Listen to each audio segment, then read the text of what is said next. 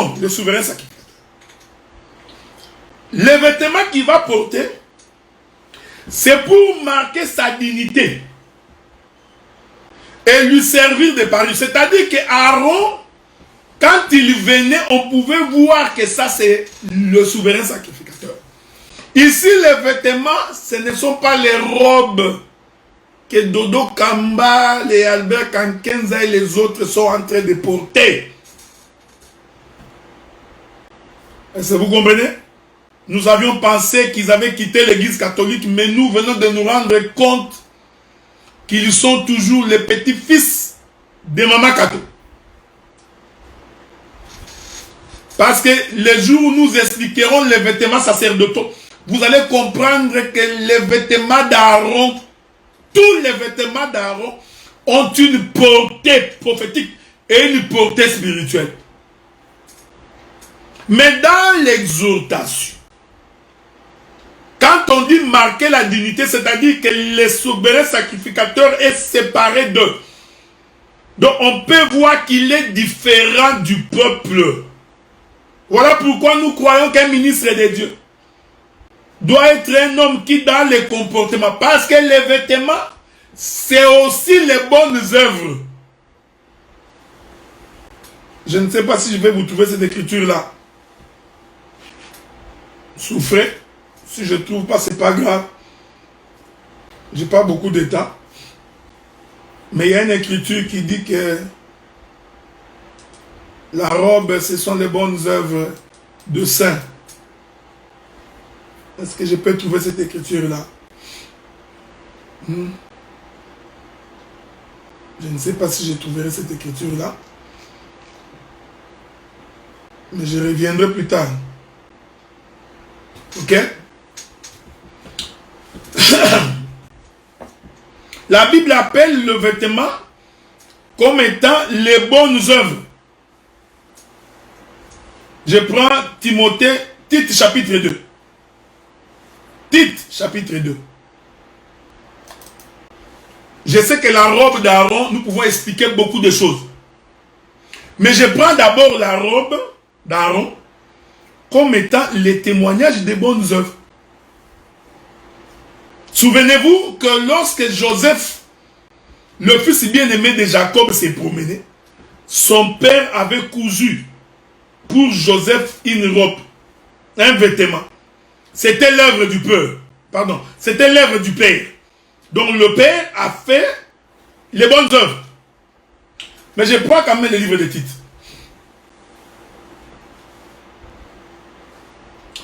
Tite chapitre 2. Laissez-moi lire les versets 6 et les versets 7. Il est écrit: exhorte de même les jeunes gens à être modérés. Non, j'aime ces choses. Hein. Je vais commencer par le premier verset. Il est écrit: pour toi, dis les choses qui sont conformes à la saine doctrine. Dis que les vieillards doivent être sobres, honnêtes, modérés, saints dans la foi, dans la charité et dans la patience. Un vieillard, ce n'est pas quelqu'un qui parle trop, non. Ce n'est pas un ivrogne. Ce sont des gens sobres, okay? Honnêtes, modérés, saints dans la foi. Dit que les femmes âgées doivent avoir l'extérieur qui convient à la sainteté. Une femme âgée ne peut pas commencer à nous montrer ses seins, les demi de ses fesses, ses mollets. Tu vois, non, non, non, non, non, non. Donc, Paul dit à Tite, doivent avoir l'extérieur qui convient à la sainteté. Ne viens pas nous dire que Dieu voit l'intérieur et non l'extérieur. Non. Ta manière de t'habiller extérieurement est un enseignement. Ça nous permet de comprendre ce que tu es. Au lieu de nous porter des pantalons sexy, des collants qui collent les corps, nous montrera tes parties intimes et génitales. Non. N'être ni médisante. Donc, Tu parles trop. Non, tu racontes dans la vie des gens à gauche et à droite. C'est pas bon. Je continue. Mais ce que moi j'aime ici, c'est les ministres qui m'intéressent. Ni à donner au vin, qu'elles doivent donner des bonnes instructions. Donc, nous comprenons que les femmes peuvent donner des bonnes instructions dans l'église. Vous voyez, c'est ce que je vous avais dit. Quand bien même qu'elles ne sont pas associées au sacerdoce, mais les femmes peuvent instruire des bonnes instructions. Nous pouvons avoir un problème dans l'église, nous demandons à une maman d'aller parler à ses frères, d'aller instruire, donner conseil à un frère.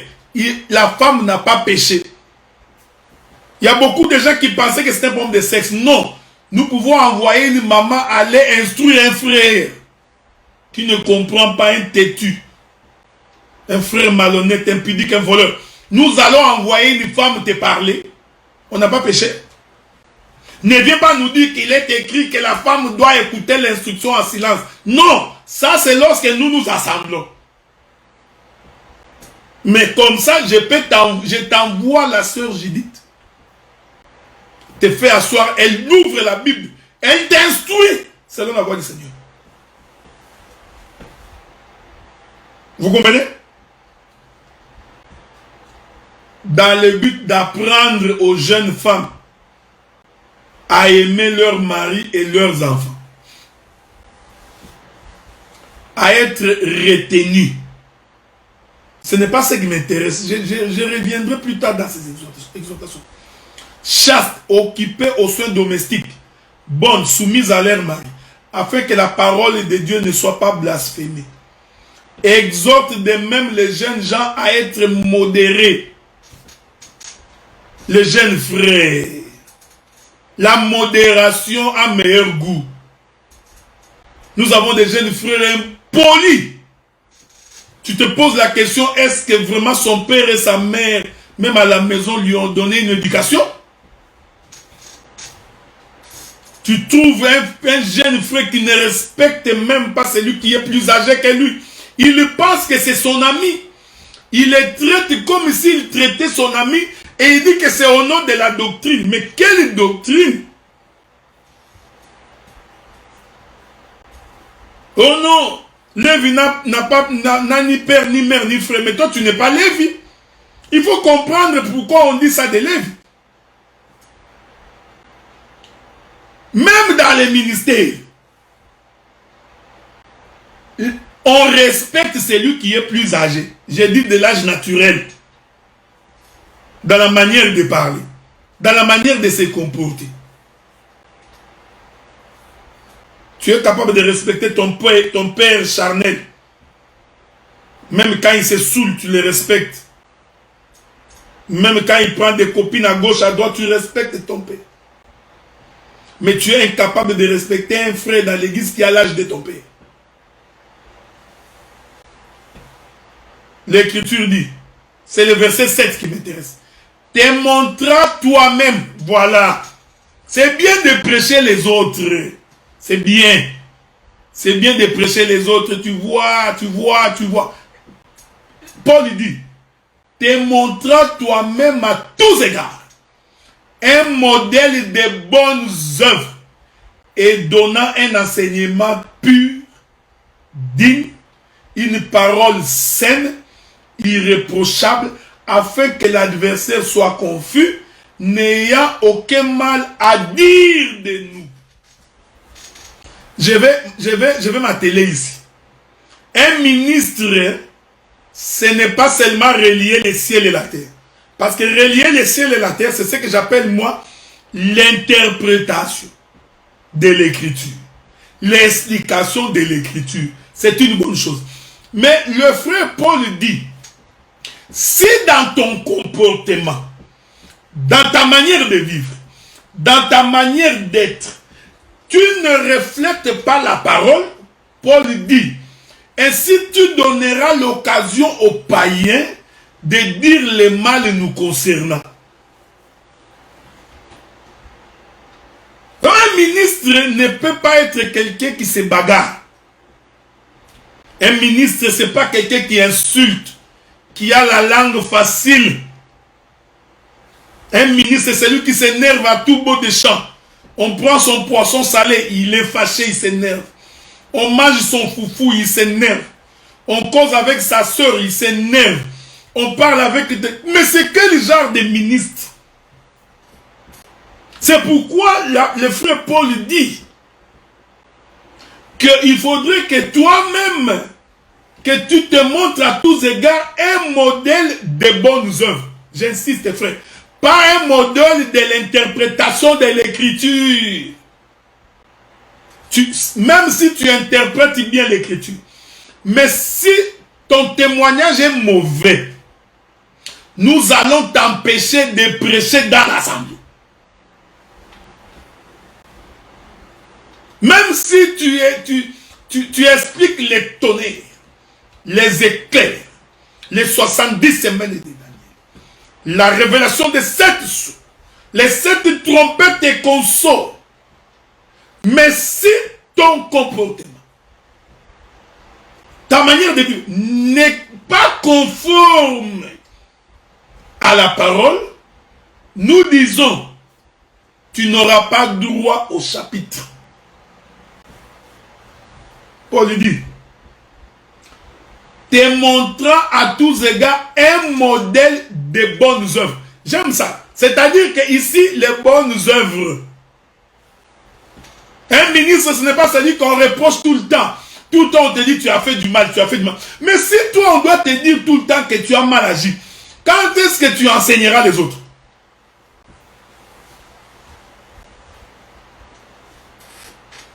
Est-ce que vous comprenez ce que nous disons?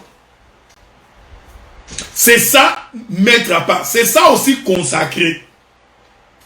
Donc, consacrer, ce n'est pas on vous fait là, on prie pour vous, oh, ils ont été consacrés. Non, consacrer veut dire mettre à part. Mettre à part veut dire séparer d'eux. Que tu sois un modèle pour le peuple, frère. C'est ça le ministère. Mais je vous avais dit, parce que je vais conclure bientôt. Le ministère, c'est aussi relier la terre avec la terre. Est-ce que vous comprenez ce que nous disons? Prenons le livre de Genèse chapitre 49. J'avais beaucoup de choses à dire, mais le temps me fait défaut. Hein? Le temps me fait vraiment défaut parce que j'étais encore en train d'expliquer Aaron, je n'ai même pas fini. Laissons d'abord cette question-là. Retournons d'abord chez Lévi. Donc Lévi a été mis à part pour servir le Seigneur. Voilà pourquoi quand vous lisez les livres de Josué, je crois que ça doit être Josué chapitre 6, si je ne me trompe pas. Souffrez. Ou Josué chapitre 2, trouvez-moi l'écriture. Quand on commença à donner les territoires aux enfants d'Israël. Si quelqu'un me trouve l'écriture là qui me l'envoie, je sais que c'est un livre de Josué. Quand on commença à donner les territoires aux enfants d'Israël, la répartition des terres. Mon bien-aimé Guilain, j'ai un programme trop chargé. Je dois sortir. J'ai un programme trop chargé. Il faut que je quitte ici dans 7 minutes. Vous allez vraiment me pardonner. On fait la répartition des terres. On donne une terre à Ruben, à Siméon, à Juda, à Zabulon. Tous les enfants d'Israël ont reçu une portion de terre. Je veux que vous me suiviez bien. Mais Lévi, on ne lui a pas donné la portion de terre. Si quelqu'un trouve l'écriture, me l'envoie. Je n'ai pas beaucoup de temps. Dieu dit, tu ne donneras pas la terre à Lévi. Donc Lévi, lui, n'avait pas une portion de tous ceux qui ont hérité la terre. Suivez bien. La seule tribu qui n'avait pas sa propre terre, c'était Lévi. En d'autres termes, toutes les autres tribus pouvaient faire la culture des champs. Toutes les autres tribus pouvaient faire l'élevage et la pastorale. Parce qu'ils avaient des portions de terre. Mais Lévi, lui, n'avait pas de terre. J'insiste ça. Je vais balancer l'agneau de plusieurs manières. Merci beaucoup, bien-aimé David Moulio.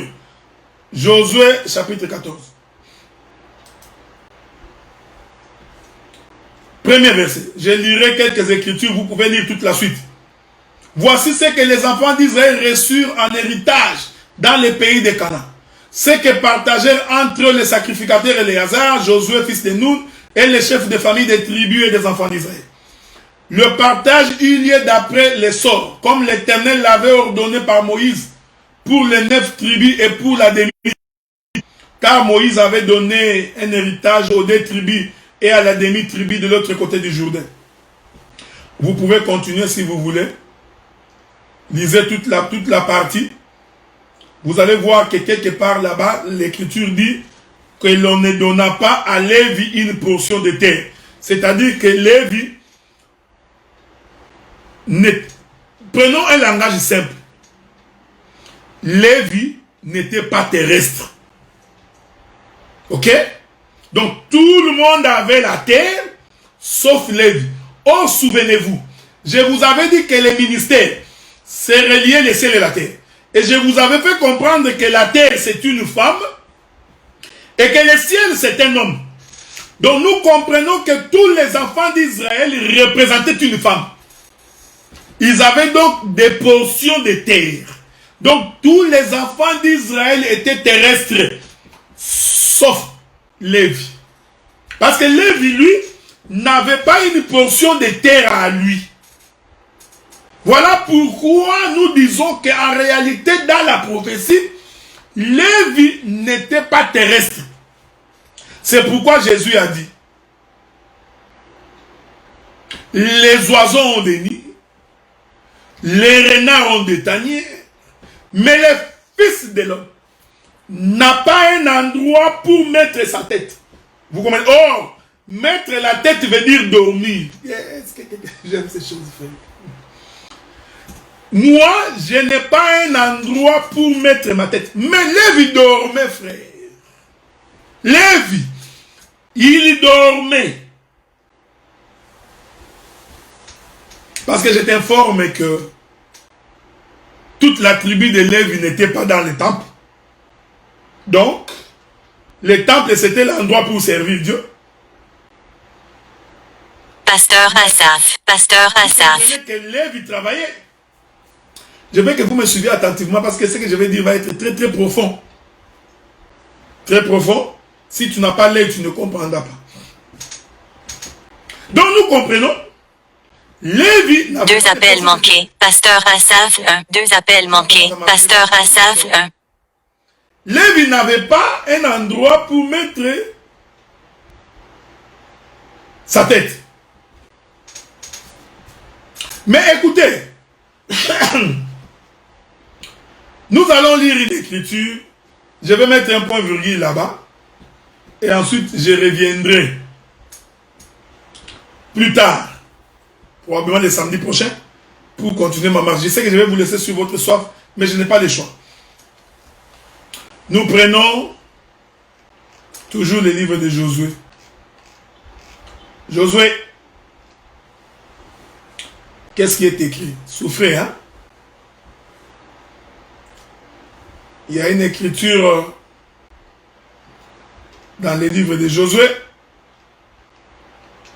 où le Seigneur nous parle de la ville, les villes de refuge. C'est cette écriture-là que je suis en train de chercher. Souffrez. Il y a une écriture qui nous parle des villes de refuge. Je voudrais trouver cette écriture-là parce que ça va nous permettre de pouvoir conclure pour aujourd'hui. Suivez-moi attentivement en espérant que je trouverai cette écriture-là. Le livre de Josué, souffrez. Hein? Il est écrit ceci.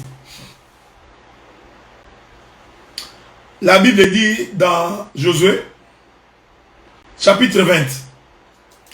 Josué, chapitre 20. Écoutez-moi bien. Écoutez bien. Premier verset. L'Éternel parla à Josué et dit, parle aux enfants d'Israël et dit, établissez-vous comme je vous l'ai ordonné par Moïse, des villes et des refuges. Tous les enfants d'Israël ont eu des portions de terre, mais Lévi, lui, n'a pas eu de portions de terre. Où pourra fuir le meurtrier qui aura tué quelqu'un involontairement, sans intention? Elles vous serviront des villes de refuge contre les vengeurs du sang. Vous pouvez lire toute l'histoire. Je prends le verset 6. Il restera dans cette ville jusqu'à ce qu'elle comparit devant l'assemblée pour être jugé, jusqu'à la mort du souverain sacrificateur alors en fonction. À cette époque-là, le meurtrier s'en retournera et rentrera dans sa ville et dans sa maison et dans la ville où il s'était enfoui. Je reviendrai là-bas. Lorsque Dieu a donné aux enfants d'Israël les villes, les territoires, les portions de terre, Dieu a demandé aux enfants d'Israël d'établir dans les territoires ce qu'on appelle les villes de refuge. Et je vous informe qu'il y avait 6 villes de refuge. Sans compter les banlieues, parce que je reviendrai. Parce qu'il y avait aussi d'autres villes qu'on appelait les banlieues. Et Dieu dit aux enfants d'Israël que les villes de refuge et les banlieues, ça va être le territoire de Lévi. J'aime ces choses. Donc, dans la portion de terre que Ruben avait pris, il faut qu'il réserve une banlieue pour les Lévites. Chaque tribu, dans leur territoire, devait réserver une banlieue qui va servir de ville pour les Lévites. Donc, en d'autres termes, Lévite était dans Israël. Lui-même n'a pas eu la portion de terre. Lui-même, Lévi n'a pas de terre. Les enfants d'Israël ont des terres, mais à l'intérieur de ces terres, nous trouvons des portions, des villes réservées pour Lévi. J'aime ces choses. Bien aimé Guilherme, on va revenir sur ce verset le samedi prochain. En d'autres termes, Lévi était dans chaque territoire. J'aime ça. Donc, dans chaque tribu, Lévi était dedans. Est-ce que vous comprenez ce que nous disons? Maintenant, nous comprenons que les différentes tribus étaient interconnectées par la présence de Lévi. Donc, Dieu n'a pas donné à Lévi une terre, mais il a fait en sorte que Lévi soit dans chaque territoire. Hein? J'aime ça. Donc, Lévi doit être dans chaque territoire. Ce qui fait que la présence de Lévi dans chaque territoire faisait la liaison entre les différentes tribus. C'est-à-dire que c'est la présence de Lévi qui va relier Ruben à Zabulon. C'est Lévi qui relie Issachar à Nephtali. C'est Lévi qui relie Aser à Benjamin. Est-ce que vous comprenez? Donc, Lévi relie. Or, Lévi, je vous avais dit que c'est le ministère. En d'autres termes, c'est Lévi qui relie les corps. Lévi met à l'unisson tous les corps. Parce écoutez, quand ils sont entrés dans Canaan, les enfants d'Israël ont été dispersés. Parce que le fait que Ruben prend sa portion de terre, Ruben est coupé. Quand Simeon prend sa portion de terre, Simeon est coupé. Quand Judas prend sa portion de terre. Donc, en fait, prendre possession de Canaan veut dire en d'autres termes, Israël est dispersé. En d'autres termes, Israël est coupé. Entrer dans Canaan, ici, faites attention sur la manière dont je suis en train d'expliquer Canaan. Or, ici, quand Israël entre en Canaan, cela nous enseigne notre venue sur la terre. C'est ça le premier voyage d'Abraham. Donc, entrer dans Canaan ici, il ne faut pas voir ça comme entrer au ciel. Non, non. Ici, Canaan, c'est une terre. Dieu a dit, je vous donnerai la terre. vous posséderez, vous entrerez dans une terre.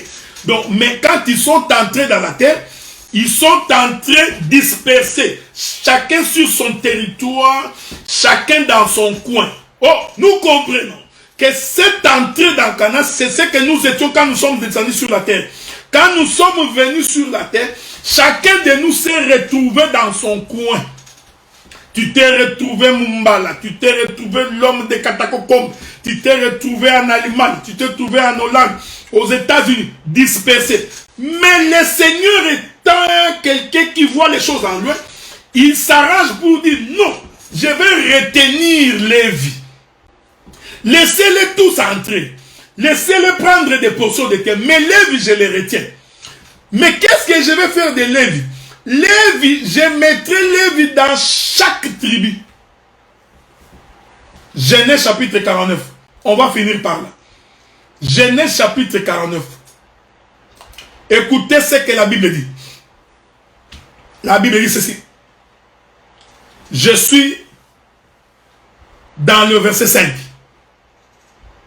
Je reviendrai sur ces choses. Siméon et Lévi sont frères. Je reviendrai pour expliquer pourquoi Siméon et Lévi ici sont frères. Leurs glaives sont des instruments de violence. Le jour où on a violé Dina, le père a demandé qu'on ne fasse rien à ces gens.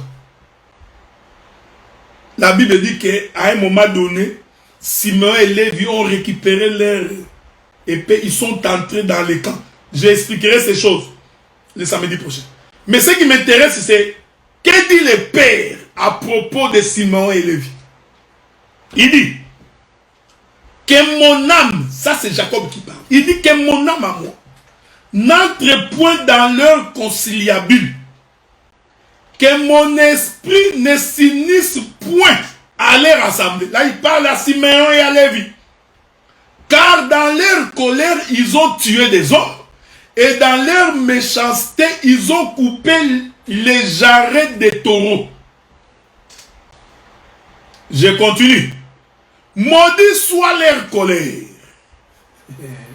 Que le Seigneur est bon. Maudit soit leur colère. Car elle est violente. Et leur fureur, car elle est cruelle. Je reviendrai sur ça. Je les séparerai dans Jacob et je les disperserai dans Israël. Le prophète Jacob, parlant de Siméon et de Lévi, qui dans leur colère ont tué des hommes et ont coupé la tête des taureaux. Dieu dit, je prendrai ces deux-là. J'expliquerai qu'en réalité, ici, Siméon et Lévi, c'est la même chose.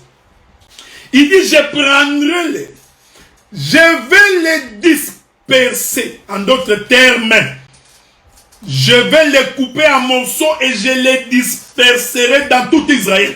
Donc nous comprenons que les villes de refuge et les banlieues qui servaient d'habitation aux Lévites dans les territoires d'Israël, en réalité, Dieu avait pris Lévi. Il l'a dispersé, il l'a coupé en envoyant Lévi dans chaque morceau. Oh, vous comprenez que quand le Père dit que je les disperserai, je reviendrai pour dire pourquoi Lévi et Siméon sont ensemble. Parce que quand on disperse Lévi, il y a la connexion. Donc, en dispersant Lévi, Jacob prophétisait que les corps qui étaient séparés, je vais les relier. Donc, le ministère consiste à relier la terre d'avec la terre. Nous comprenons que la terre, premièrement, ici, c'est Lévi, qui, lorsqu'il est coupé et dispersé, va relier les autres terres pour qu'ensemble qu'ils soient interconnectés. C'est pourquoi l'Écriture dit, quand Dieu voulut créer Adam, il rassembla la poussière de la terre. Et écoutez maintenant l'évangile. Rassembler ici veut dire, j'ai coupé Lévi en morceaux, je l'ai envoyé sur chaque territoire pour qu'il y ait rassemblement. Donc c'est Lévi qui fait la liaison entre les membres du corps. Remarquez cette chose. C'est Lévi qui fait... Or, Lévi ici, c'est le sang. Lévi ici, c'est le sang. Est-ce que vous comprenez ce que nous disons? Non, tu n'as pas encore bien compris. Tu comprendras. Je vais revenir. Souffrir que je puisse m'en aller. Parce que j'ai un rendez-vous. J'expliquerai que Lévi, quand Dieu créait Adam, c'est par le sang qu'il a relié les poussières de la terre. C'est pourquoi l'Écriture dit, dans leur colère et dans leur méchanceté, ils ont tué des gens et ils ont coupé la tête des taureaux. À cause de cela, je prendrai ces gens, je vais les disperser. Donc, je vais les éparpiller dans tout Israël. Or, éparpiller ici veut dire, je les éparpille pour faire la liaison. Donc, Ruben était lié à Joseph, bon, à Manassé et Ephraïm, était lié par Lévi. Je vais exhorter. Donc, Lévi, il relie les frères. Oh, quand tu vois un ministère qui ne relie pas les frères, comprends que ce ministère n'est pas de Dieu. Le ministère de Dieu doit relier, doit mettre en relation les frères. Que tu sois à Kinshasa, que tu sois à Brazzaville, à Lubumbashi, à Katakokombe, à Kisangani. C'est le ministère qui fait que nous sommes frères. Un ministre ne peut pas dire à des frères de haïr un autre ministre. Ça, ce n'est pas l'évangile. Un ministre ne peut pas créer la division parmi les frères.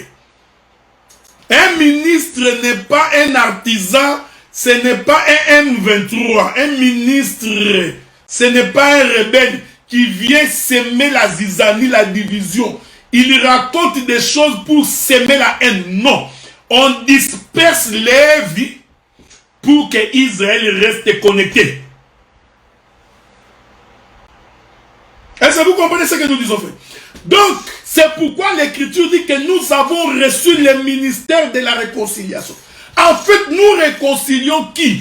Nous réconcilions Benjamin avec Zabulon. Zabulon avec Nephtali. Nephtali avec Issachar. Donc, les frères doivent être rassemblés. C'est ça, le ministère. Relier la terre avec la terre. Ici, la terre première, c'est Lévi. Et Lévi doit être coupé. C'est pourquoi dans chaque territoire, il devait y avoir une place réservée pour Lévi. Lévi, c'est un batteur de tam-tam. Même s'il vient en retard dans un village, il trouvera sa chaise. Donc nous comprenons qu'une église qui n'a pas de place pour Lévi ne fait pas partie du corps. Est-ce que vous comprenez? Et une église dont les ministres n'existent pas, il n'est pas notre frère. Je reviendrai. Parce que Lévi, c'est le sang, frère. C'est le sang qui relie les membres du corps. Donc les ministres qui ne font que calomnier et critiquer, qui sèment la division parmi les frères, ce ne sont pas des ministres. Tu vois ton frère qui prêche bien, ça t'énerve. Tu commences à lui donner des coups bas. Tu prépares la politique pour le nuire, le faire tomber. Celui-là, il n'a pas le ministère. Un ministre ne peut pas être jaloux de son frère. Frère, je vous aime beaucoup, mais je dois vous quitter. Je sais que vous m'aimez aussi beaucoup, mais je n'ai pas de choix parce que j'ai une prière. Il faut vraiment que je puisse m'en aller. Ça a été un plaisir de parler avec vous. Continuez à nous soutenir. La radio fonctionne toujours. Ne nous oubliez pas dans vos prières. Donc pensez à nous nuit et jour. Souvenez-vous de nous. Faites mention de nous dans vos prières. On se fixe rendez-vous le samedi prochain. Je m'arrangerai pour que je puisse commencer un peu plus tôt le samedi prochain. Même à 21h heure de Paris, 15h heure d'ici. Pour que nous puissions finir à temps. Je vous aime bien. I love you guys. But I don't have time. I have to go. Okay? So see you next Saturday.